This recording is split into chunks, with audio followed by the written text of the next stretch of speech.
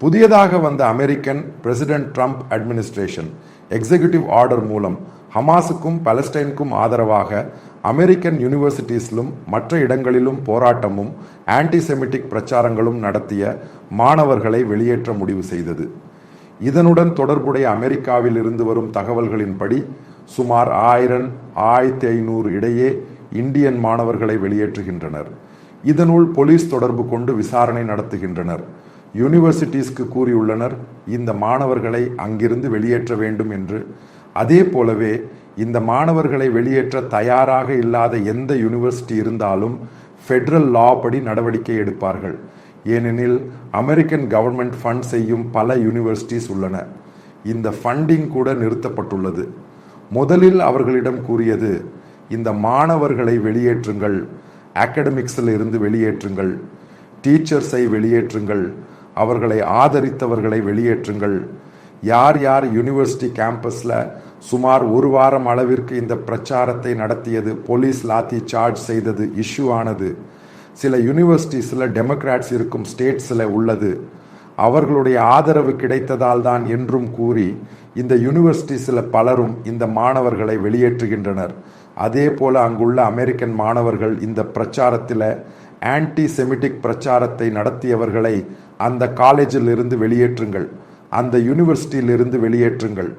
அங்குள்ள சிட்டிசன்ஸ் அவர்களுக்கு எதிராகவும் அங்கு கோர்ட்ஸ் போலீஸ் விசாரித்த கேஸ் இருக்கும். ட்ரம்ப் அட்மினிஸ்ட்ரேஷன் துல்லியமான ஒரு மெசேஜ் கொடுக்கின்றது. அமெரிக்காவில் இனி ஒரு காரணவசாலும் கூட இது போல ஆன்டிசெமிட்டிக் அதே போல மற்ற பல நாடுகளுடன் தொடர்புடைய, அதாவது அவர்கள் இஸ்லாமுக்கு சென்று அப்படியே பெரிய பெரிய பிரச்சாரங்கள்.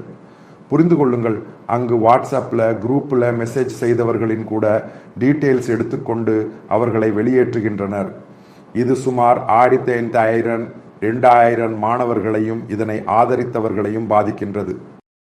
யார் யார் இதற்கு ஃபண்டு செய்தது, இந்த பிரச்சாரம் இத்தனை அளவிற்கு பரவுவதற்கு யார் யார் உதவியது, வெளியிருந்து ப்ரொஃபசர்ஸ் யார் யார், மற்ற பிரிவுகள் யார் யார், அவர்களுக்கு எதிராகவும் நடவடிக்கை எடுக்கின்றனர். அவர்கள் அமெரிக்கன் சிட்டிசன்ஸ் என்றாலும் கூட அவர்களுக்கு எதிராக நடவடிக்கை எடுக்க ட்ரம்ப் அட்மினிஸ்ட்ரேஷன் முடிவு செய்துள்ளது. சுமார் இந்தியன் ஸ்டூடெண்ட்ஸ் 8000 வரும் என்று அங்குள்ள அமெரிக்கன் மீடியா தகவல் தெரிவிக்கின்றது. அதே போலவே இந்த பிரிட்டனில் இருந்து இந்தியன் ஆரிஜின் ஆகியுள்ள அங்குள்ள சிட்டிசன்ஸ், அதே போல மற்ற பல நாடுகளில் உள்ள இந்தியன் ஆரிஜின் ஆகியுள்ள சிட்டிசன்ஸ் அவர்களையும் சேர்த்து அங்கிருந்து டிபோர்ட் செய்கின்றனர். ஆலோசித்து பாருங்கள், அதனை துல்லியமான இஷ்யூவாக ட்ரம்ப் அட்மினிஸ்ட்ரேஷன் இதனை பார்க்கின்றது. இந்தியன் அம்பாசடர் அதே போல இந்தியா கவர்மெண்ட் ட்ரம்ப் அட்மினிஸ்ட்ரேஷனுக்கு விண்ணப்பித்தது இந்தியன் ஸ்டூடெண்ட்ஸுக்கு அவர்களின் கோர்ஸ் முடியும் வரை அங்கு தங்க அனுமதிக்க வேண்டும் என்று. அவுட்ரைட்டாக ட்ரம்ப் அட்மினிஸ்ட்ரேஷன் மறுத்தது, முடியாது என்று கூறியது. யார் யார் பிரச்சாரத்தில் ஈடுபட்டனர், அது எந்த நாட்டினரானாலும் பிரச்சனை இல்லை, அவர்களை வெளியேற்றுகின்றனர். ஏனெனில் அவர்கள் கூறும் ஒரு விளக்கம் அங்குள்ள சிட்டிசன்ஸை கூட வெளியேற்றுகின்றனர். அவர்களை கேம்பஸில் இருந்து வெளியேற்றுகின்றனர், அகாடமிக்ஸில் இருந்து வெளியேற்றுகின்றனர், யூனிவர்சிட்டியில் இருந்து வெளியேற்றுகின்றனர். ஒரு நாட்டிற்கும் ஒரு நபருக்கும் அங்குள்ளவர்களுக்கு கூட ஒரு தயையும் தாட்சண்யமும் இதனுள் காட்டுவதில்லை. ஏனெனில் இது ஆன்டி செமிட்டிக் மூவ்மெண்ட்டாக இருந்தது. பல இஸ்ரேலி ஜூவிஷ் கம்யூனிட்டியில் உள்ள மாணவர்களையும் ஸ்டூடெண்ட்ஸையும் ப்ரொஃபஸர்ஸையும் இவர்கள் தாக்க முயன்றனர். இந்தியா அட்மினிஸ்ட்ரேஷன் கூறுவது அங்கு இந்த கோர்ஸ் முடிந்த பிறகு 2 அல்லது 3 வருடம் கிரீன் கார்டில் வேலை செய்ய இயலும் என்று. அங்கு நிறுவனங்களில் வேலை கிடைத்தால் அந்த நிறுவனங்களிடம் கூறி அவர்களை வெளியேற்ற. எல்லா நாட்டினருக்கும் அப்படியே ஒரு ஃப்ளெக்சிபிலிட்டி உள்ளது. அங்கு கோர்ஸ் முடிந்த பிறகு அங்கு வேலை செய்ய வாய்ப்பு, அவர்களை வெளியேற்றுவார்கள். புரிந்து கொள்ளுங்கள், இது மிகவும் துல்லியமாக ட்ரம்ப் அட்மினிஸ்ட்ரேஷன் எடுத்துள்ளது. இதனுடன் தொடர்புடைய இந்த ட்ரம்ப் அட்மினிஸ்ட்ரேஷன் தான் யூகே கவர்மெண்ட்டுக்கு அங்குள்ள கேம்பஸ்களில் ஆன்டி செமிட்டிக்குடன் தொடர்புடைய ரிக்வெஸ்ட் செய்தது இவ்வாறே. ஏதாவது பிரச்சனைகள் இருந்தால் அவர்களுக்கு எதிராக நடவடிக்கை எடுப்பார்கள். இது குளோபலாக நடவடிக்கை எடுக்கின்றனர். ஏனெனில் அமெரிக்காவில் இது தொடங்கியது. மற்ற எந்த நாட்டில் இருந்தாலும், இன்ஸ்டிடியூட்ஸிலும் யூனிவர்சிட்டிஸிலும் யூரோப்பில் இருந்தாலும், அமெரிக்காஸ் அலையன்ஸ் பார்ட்னர்ஸ் ஆகிய நாடுகளில் இருந்தாலும், அவர்களிடம் கூறியுள்ளனர் இதற்கு எதிராக நடவடிக்கை எடுக்க. ஏனெனில் அந்த நாட்டின் சட்டங்களை மீறி ஒரு ஆன்டி செமிட்டிக் மூவ்மெண்ட் உருவாக்க முயன்றனர். இதனுடன் தொடர்புடைய ஆஸ்திரேலிய அரசுக்கும் ட்ரம்ப் அட்மினிஸ்ட்ரேஷன் கேட்டுக்கொண்டுள்ளது, இவர்கள் வெளியேற்றப்பட வேண்டும் என்று. அவர்களுக்கு எதிராக நடவடிக்கை எடுக்க வேண்டும். 2 அல்லது 3 நாட்களுக்குள் ஆஸ்திரேலிய பல்கலைக்கழகத்தில் இருந்து இதற்கான நடவடிக்கை வரும் என்று பல பத்திரிகைகள் கூறுகின்றன. ஏனெனில் ஆஸ்திரேலிய பத்திரிகைகள் அல்ல, அமெரிக்க பத்திரிகைகள் தான் இதை மேற்கோள் காட்டி கூறுகின்றன. ஆஸ்திரேலியாவிலும் நடவடிக்கை இருக்கும், நியூசிலாந்திலும் நடவடிக்கை இருக்கும், சில ஐரோப்பிய நாடுகளிலும் நடவடிக்கை இருக்கும். இதனுள் நம்முடைய கன்ஸ்ட்ரெயின்ட் இந்தியர்களும் மலையாளிகளும் பலர் உள்ளனர், இங்கு படிக்க சென்றவர்கள்.